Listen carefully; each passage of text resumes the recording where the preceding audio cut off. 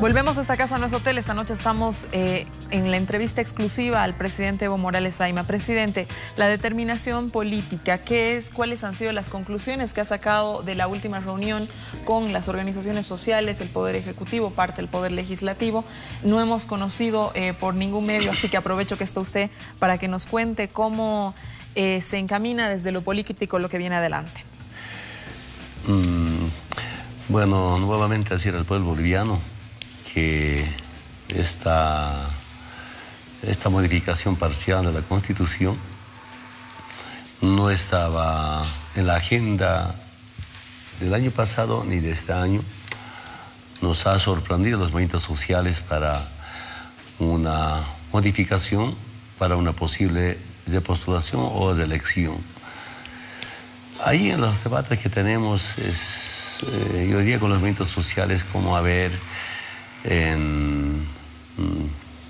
bajar a las bases, explicar la importancia que tiene nuestro proceso.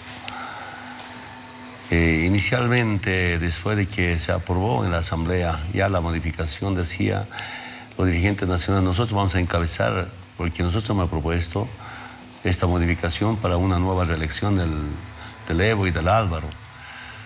Aunque entiendo siempre las tareas son muy difíciles y por ahora es campaña a campaña, pero también una de las propuestas importantes es justamente en la parte económica seguir creando, ampliando nuevas empresas públicas que generen nueva economía a Bolivia.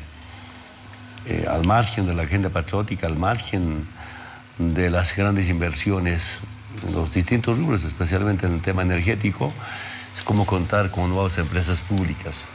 ¿El Estado de qué vive? ¿Un país de qué vive? Impuestos y de sus empresas públicas.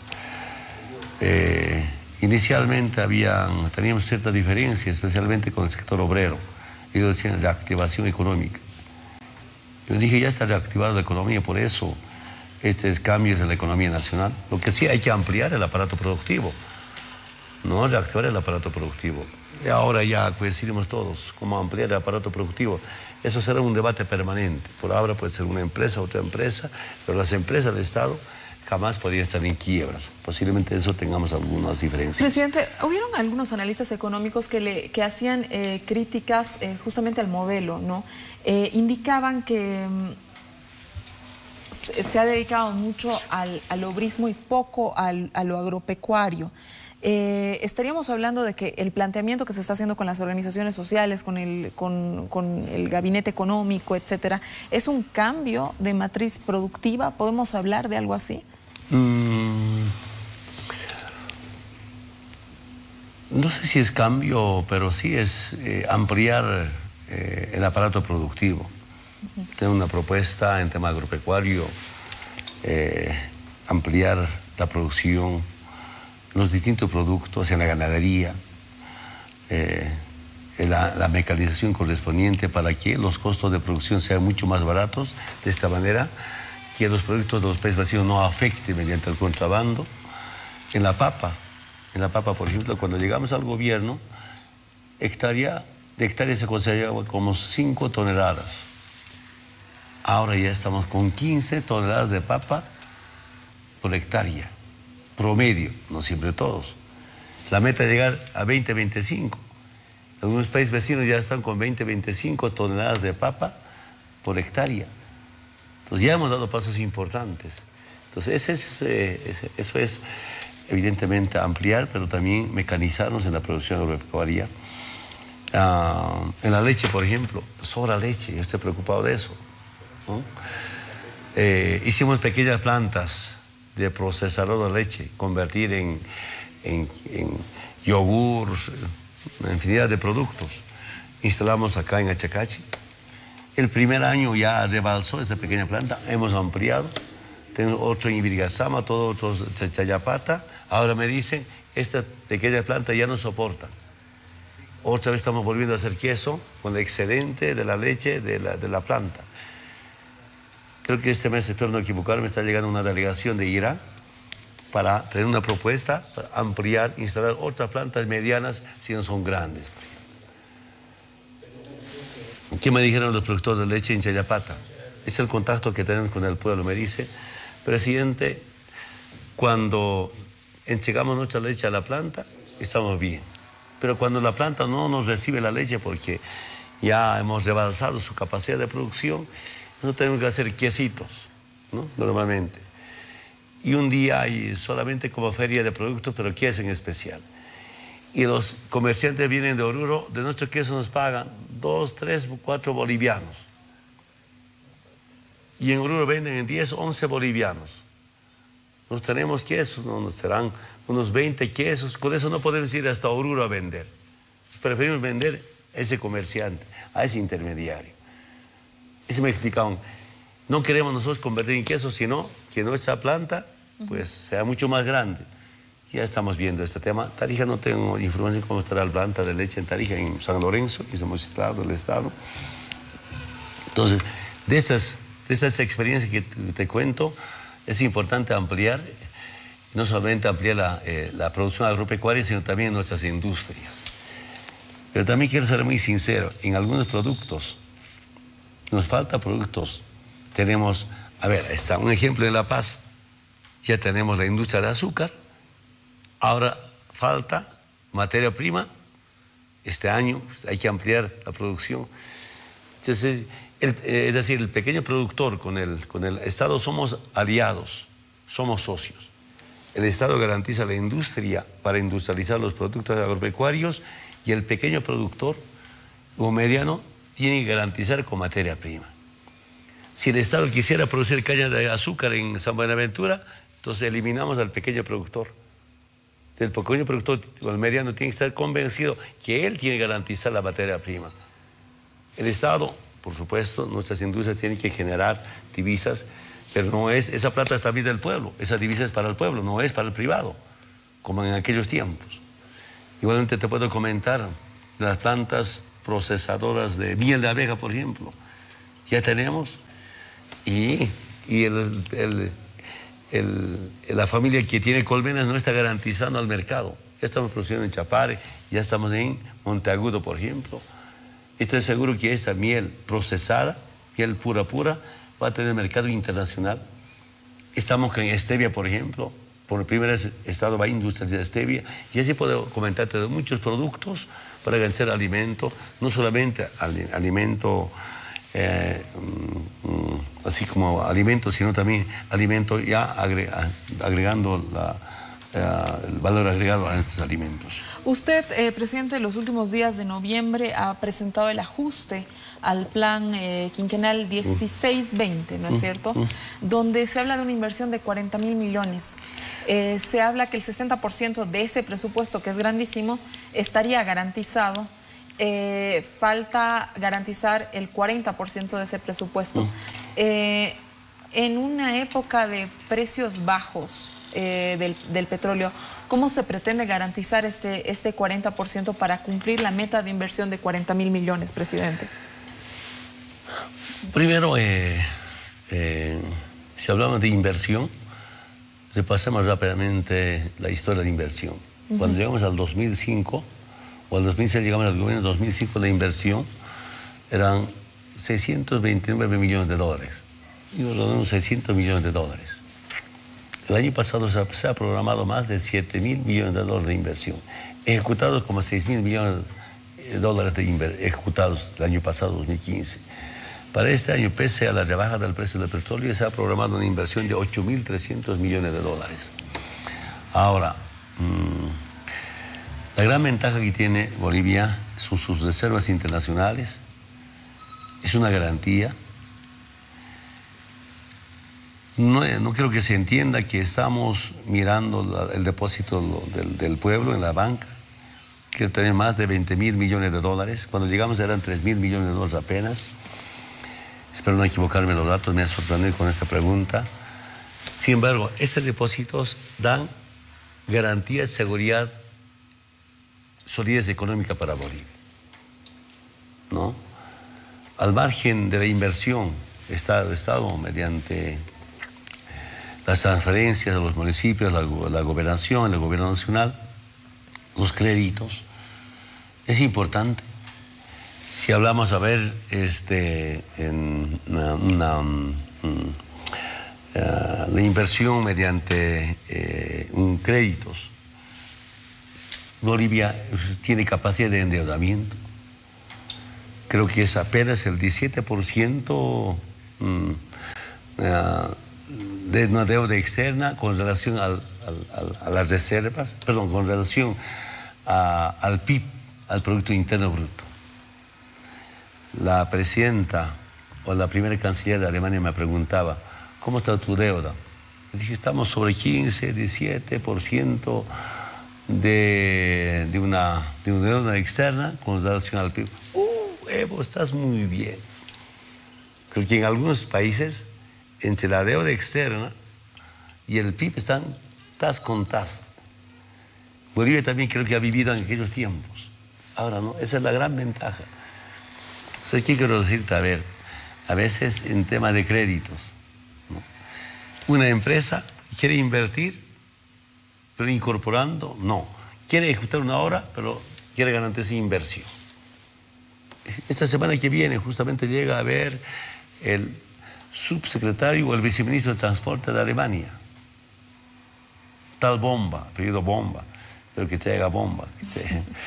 Bien, con un paquete empresario quiere invertir en este tema, que el sistema eólico queremos invertir inclusive hemos conversado cómo puede instalar una ensambladora del sistema eólico, es decir, espadas, no solamente para Bolivia, sino desde Bolivia para Sudamérica. ¿Qué propuestas será? Vamos a ver, vamos a recibirlas, vamos a debatirlas, pero viene a nombre del gobierno de Alemania. Y más interesante, para el tren eléctrico de Santa Cruz, nos ha dicho, nosotros vamos a dar un crédito de 1.3% de interés anual. A la CAF creo ser 3%, 4% de interés, mientras que hay ofrecimientos. Ayer, aprovechando Dakar, no sé si eran organizadores, se me acerca, mira, nosotros queremos invertir en temas del tren, sabemos, estamos informados. Es decir, antes se buscaba plata y decían, Bolivia no tiene capacidad de endeudamiento. Ahora nos ofrecen préstamos y rebajando intereses. De 1.3%. ¿Cómo no vamos a acudir a eso? Porque los organismos internacionales son promedio como 3 a 4% de interés anual. Ahora nos ofrecen 1.3%. ¿Sabe qué siento, compañera Susana? Parece una competencia de países o de continentes en tema de inversión. ¿Es Asia o Europa? ¿Quién invierte en Bolivia? Porque hay seguridad. Ese es el crecimiento económico. Esas son las reservas internacionales. Esos son los depósitos. Otro depósito de AFPs, otro depósito. Creo que sumados entre las reservas y depósitos tenemos más de 40.000 millones de dólares. Si la garantía, entonces no es tan difícil acceder a garantizar estas inversiones al margen de nuestra inversión. Evidentemente dentro del plan que tenemos hasta el 2020 es una inversión de 47.000 millones de dólares. Estimamos que el PIB va a estar sobre 55, 58.000 millones. Y cuando hemos llegado al gobierno, ¿cuánto era el 2005 el Producto Interno Bruto? 9.000 millones de dólares. Presidente, ¿cómo usted se imagina Bolivia más adelante? O sea, usted me está hablando de muchísimas inversiones, estamos hablando de para el 20, ha hecho un ajuste a su programa para hacer una inversión multimillonaria. Todo esto ajustado, digamos, a la Agenda 2025 que se viene trabajando hace un par de años atrás. ¿Cómo Evo Morales ve el país el 2025 si es que, digamos, se sigue con todo lo que usted ahora mismo está explicando? ¿Qué Bolivia imagina? Sabe, primero es la reducción de la pobreza, es alentador, la reducción en la desnutrición, según la Organización Mundial de Salud. Y el otro tema, este achicamiento entre los más ricos y los más pobres. No tengo los datos exactos, pero se ha reducido bastante. ¿Eso qué significa? No va a haber pobres que estén protestando contra los que tienen un poco más. Seguramente algunos empresarios, algunos banqueros pueden protestar. ¿Por qué se ha achicado tanto esas profundas diferencias? ¿No? Entonces, cuando hay cierta igualdad, el pueblo está tranquilo, ya no hay ni protestas sociales, por tanto, hay estabilidad política. Y lo otro que hay que entender es eso. Yo no sé si... que algunos dicen, no, a mí no me ha llegado todavía el cambio, a mí me ha afectado todavía. Mira, que es histórico, inédito, tal vez sea único en el mundo, que los movimientos sociales primero garantizaron la estabilidad social. Habrán pequeñas protestas como la pelea, a ver, probablemente unos 3, 4 ¿no? avenidas más, a ver... Es lo que pasó en el Alto, pero manejados partidariamente, políticamente, para molestar al gobierno nacional cuando no asumen su responsabilidad algunas alcaldías. Puede haber esto. Bloqueando las calles con la maquinaria de la alcaldía de la ciudad del Alto. Bueno, será su derecho, pero es indigno usar la maquinaria para bloquear avenidas en la ciudad del Alto. Usando algunos dirigentes, prebendalizando, ¿no? esa avenida, porque nuestra responsabilidad ¿qué es? Caminos pavimentados, interdepartamentales o internacionales, finalmente aquí termina, echando la culpa como fuera responsabilidad del gobierno, y así entendemos, pero las protestas sociales como antes ya no hay, y esta estabilidad social garantiza la estabilidad política, y cuando hay estabilidad política no solamente una estabilidad económica, sino prosperidad económica, es reconocido por todo el mundo, ¿no? Entonces, si este proceso garantiza la estabilidad social, política y económica, y por eso el crecimiento económico, yo siento que a este paso, al 2025, se va totalmente a reducir la extrema pobreza. Y si no hay extrema pobreza, ¿por qué el pueblo tiene que protestar? Cuando hay desigualdad, cuando hay injusticia, cuando hay pobreza, el pueblo sale a las calles. Yo estaba comentando, y una vez coincidimos, hace 1 año o 2 años, con las juntas vecinales de la ciudad del Alto, por ejemplo. La parte céntrica del Alto, que se llama satélite, ya la gente no se moviliza. Le preguntaba, ¿por qué no se moviliza? No me explicaba, porque ella tiene gas a domicilio, no le falta agua, no le falta luz, seguramente tienen trabajo, buenas casas además de eso. ¿Por qué se va a movilizar? Yo cuando estaba en Europa, los primeros años, cuando viajé en 1989, yo no podía entender, creo que no hay organización social. Yo preguntaba, ¿por qué no hay organización social? Me decían, el que vive aquí no se conoce al vecino. Si vive en un edificio, no conoce quién vive encima de él o debajo de él. Tiene trabajo seguro, entra, sale su vacación, punto, no se conocen. Por tanto, no es importante tener organización social. Mientras en América Latina, frente a la injusticia, frente a la desigualdad, las organizaciones sociales son los interlocutores válidos ante el Estado. Mientras en Europa son las ONGs, y en Estados Unidos son los parlamentarios, los congresistas, como dicen. Esa es la gran diferencia. Entonces siento aquí, de acá a poco tiempo, cuando se acabe la pobreza, va a ser diferente. Para eso hay que garantizar el crecimiento económico, para eso es la inversión que estamos hablando, incorporar al aparato productivo los nuevos ingresos del mercado interno y mercado regional. Evidentemente es importante el mercado internacional. Mi preocupación es el otro debate que tenemos. ¿Qué pasa si le va mal a la economía de China? ¿Cuál es la propuesta?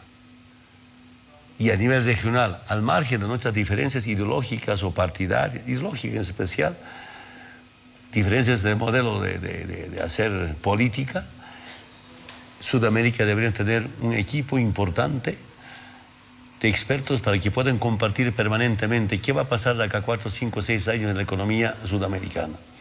Si es problema, ¿cómo debemos enfrentarnos?